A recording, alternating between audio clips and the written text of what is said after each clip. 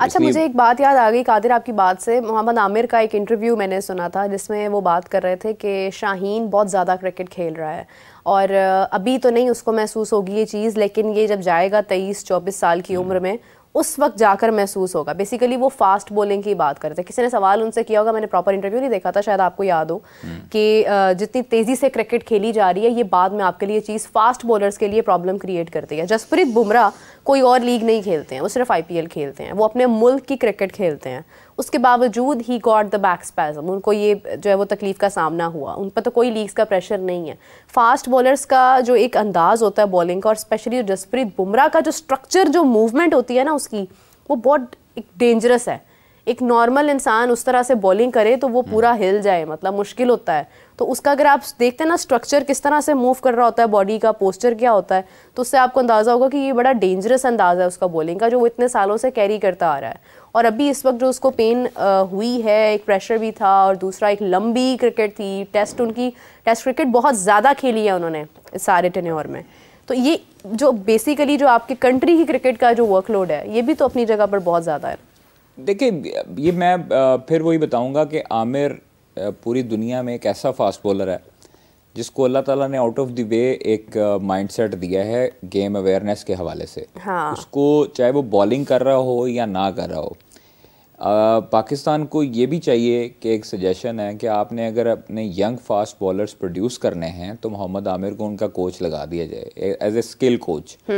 अगर आपने under 16, under 19 में डेवलपमेंट लानी है तो मोहम्मद आमिर को आप लगा दें। क्यों? क्योंकि सलमान बट मोहम्मद आमिर एक ऐसे प्लेयर्स हैं मेरी नज़र में जिनको गेम अवेयरनेस बहुत ज़्यादा है आजकल के क्रिकेटर से और साबिक क्रिकेटर से भी। इवन आप सलमान बट को कभी कोचिंग करते देखें तो वो उनका स्टाइल, उनका ये स्टाइल रवायती स्टाइल नहीं होता कि मतलब जो है ना वो बता दिया कि ऐसे कर लो ऐसे कर लो।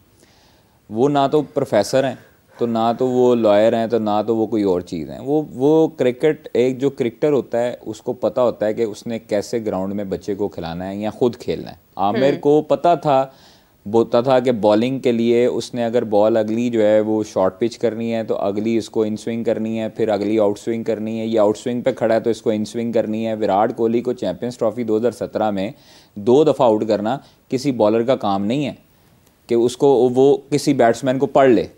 अब आप देखें कि वो जब विराट कोहली पहली मरतबा आउट हुआ, बॉल बाहर जा रहा था तो वो बाहर जाते बॉल को उसने जब खेला तो वो स्लिप पे कैच लगा, अजहर अली ने छोड़ दिया।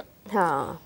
अगला माइंड, मैं भी एज ए क्रिकेटर, कोई भी क्रिकेटर होगा उसको पता होगा कि इसने अब बॉल किया एक बाहर तो ये अब मुझे अंदर करेगा डेफिनेटली। ठीक है, तो वो आप विराट को देखें, उसका स्टांस ही ये था कि वो खेलने जा रहा था अंदर की तरफ। हाँ, मतलब उसने ज़हन बना लिया था कि उसने बिल्कुल लेग साइड की तरफ खेलना है। और जैसे ही बॉल पड़ा है वो बॉल फिर आउट स्विंग हुआ तो वो जो है वो उसका एज लगा और पॉइंट पे कैच कर लिए शदाब। तो ये आपको बैट्समैन के साथ खेलना पड़ता है, ये बॉलर की पहचान होती है। अब बुमराह जो है वो बैट्समैन के साथ खेलता है। हाँ। ठीक है, ऐसे नहीं उसका नाम बन गया। मिचेल स्टार्क जो है वो बैट्समैन के साथ खेलता है। ठीक है, शाहीन बैट्समैन के साथ खेलता है। ये ऐसे बॉलर्स हैं जो जिन्होंने अपना नाम जो है वो ऐसे नहीं बना लिया, वो बैट्समैन को पढ़ते हैं, फिर उसके बाद उस पर वर्क करते हैं, फिर आउट करते हैं। तो आमिर ने जिस तरह शाहीन के बारे में कहा है, हाँ। वो काफ़ी अरसे पहले कहा था और अब वही चीज़ें निकल रही हैं। ठीक है, तो ये एक तजर्बा होता है। तजर्बे का कोई नेमुल बदल नहीं होता। मोहम्मद आसिफ जो थे वो हालांकि स्पीड उनकी बिल्कुल कम थी आजकल के फास्ट बॉलर्स के साथ। आजकल हाँ। तो आप किसी भी प्लेयर को, टेप बॉल के प्लेयर को या किसी भी बॉलर को आप उठा के 150 पे करवा दें बॉल, 160 पे करवा दें, 145 पे करवा दें, तो आप डायरेक्ट के जो है वो आ जाएंगे फ्रेंचाइज क्रिकेट में और फिर उसके बाद पाकिस्तान क्रिकेट में। इन केस हारिस रऊफ पर, ख़ास तौर पर लाहौर कलंदर्स ने बहुत काम किया और हारिस रऊफ ने फिर उसके बाद टेप बॉल नहीं खेली। हारिस ने फिर प्रॉपर क्रिकेट बॉल खेली है और उस पर फोकस किया है, बिग बैश गे खेलने मेहनत की है। हारिस रऊफ ऐसे नहीं नाम बन गया, हारिस रऊफ टेप बॉल ज़रूर खेलते थे लेकिन अल्लाह ताला ने उनमें टैलेंट रखा था, उनमें सीखने की सलाहियत रखी थी, तो इस वजह से आज वो पाकिस्तान क्रिकेट में सर्वाइव कर रहा है और तीनों सेंट्रल कॉन्ट्रैक्ट्स में है, तीनों टीमों में। तो ये चीज़ें टेस्ट में देखें, टेस्ट में उन्होंने जो पुल बैक किया था वो अपने वर्कलोड को मैनेज करते हुए किया। मोहम्मद आमिर ने वहाब रियाज पे तनकीद तो हम लोग बहुत करते हैं कि जी आप इन्होंने टेस्ट क्रिकेट से रिटायरमेंट क्यों ले ली। भाई आप टेस्ट क्रिकेट में ज़बरदस्ती आपने खिलाना है, वहाब रियाज आमिर जो है वो 50-50 ओवर कर देंगे, फिर उसके बाद आपके 5-7-6 साल बाहर रहेंगे इंजरी के बाद, तो फिर आप क्या कर लेंगे? इसलिए प्लेयर को खुद पता होता है कि उसने अपना वर्कलोड कितना मैनेज करना है। हारिस को ये पता था कि वो तेज़ फास्ट बॉलर है, और तेज़ फास्ट बॉलर जो है वो टेस्ट में ज़्यादा देर तक बॉलिंग करता करता थक जाता है, सारी चीज़ें होती हैं, उसको अपने वर्कलोड का पता है। लेकिन उसने फिर बाद में यही कहा है कि आप टेस्ट में मुझे शामिल कर लें, मुझे कोई एतराज़ नहीं। एक दफ़ा अगर गलती हो जाती है इंसान से तो कोई मसला नहीं है, उसने उसको बाकायदा तौर पर कहा कि टेस्ट क्रिकेट में शामिल करें। तो ये चीज़ें समझनी चाहिए प्लेयरों को खुद भी, और वर्कलोड खुद से मैनेज करना चाहिए। अच्छा कादिर, दो चीज़ें हैं, एक तो वर्कलोड की जहाँ तक बात है, जहाँ तक खिलाड़ी के ऊपर ये चीज़ जो है वो आती है कि वो खुद से बताए कि हाँ मैं इतना वर्कलोड मैनेज कर सकता हूँ, इतना नहीं। वहाँ पर दूसरी जानिब जो है वो कुछ लोग भी ऐसे हैं जो उनको कन्विंस करते हैं कि नहीं आपको होना चाहिए, अगर आप नहीं होंगे तो फिर हमारे पास कोई भी नहीं है। ये एक जो माइंड सेट बनाया जाता है खिलाड़ी का, ये भी एक अलग ग्रुप है, ग्रुप ऑफ पीपल जो इस तरह से खिलाड़ियों को उनका माइंड पोर्ट्रे करते हैं। हमारे पास क्यों ऐसे ही एक जो है वो डर्थ ऑफ द टैलेंट है कि हम, अगर साइम अयूब इस वक्त इंजरी का शिकार है तो हमारे पास कोई बैकअप उस तरह से नहीं है कि हम कहें कि यार ठीक है नो प्रॉब्लम, अगर साइम को इशू हुआ है तो ये हमारे पास यंग प्लेयर है, ये हमें आउट ऑफ द वे जाकर परफॉर्मेंस देकर दिखाएगा। ये कमी हमारे पास क्यों है रिप्लेसमेंट की? देखिए साइम अयूब अगर अनफॉर्चुनेटली अभी इंजरी का शिकार हुए हैं, आज वो लंदन गए हैं, सुबह लंदन रवाना हुए हैं वहाँ से, और वहाँ पे इलाज करवाएंगे लंदन में। अल्लाह ताला उनको सेहत दे। परफॉर्मेंस दी है, नज़र लग गई शायद, अभी उनको नज़र बरहक है, और नज़र उनको शायद लगी है साइम को, पूरी दुनिया की नज़रें उन पर थी। कोई उनको जो है वो लारा से मिलवा रहा था, कोई उनको संगाकारा मिलवा रहा था, कोई वो ये तो, लेकिन साइम अयूब इंशाल्लाह रिकवरी करेगा, वापस आएगा क्रिकेट में और उसी तरह फॉर्म के साथ वापस आएगा। दूसरी चीज़ ये होती है कि रिप्लेसमेंट में देखें, हारिस हमारे पास रिप्लेसमेंट के लिए था, आपने उसको यूटिलाइज नहीं किया। हारिस को आप एशियन कंडीशन में खिलाते हैं, आजमाते हैं, मोहम्मद हारिस को, छोटे हारिस को आप कभी उसको बाहर की कंडीशंस में आजमाएं। वो बाहर की पिचेस का बहुत अच्छा प्लेयर है, तगड़ा प्लेयर है। ऑस्ट्रेलिया में आप उसको शामिल करें, आपको वो रिजल्ट देगा। आप साउथ अफ्रीका, इंग्लैंड में आपको वो रिजल्ट देगा।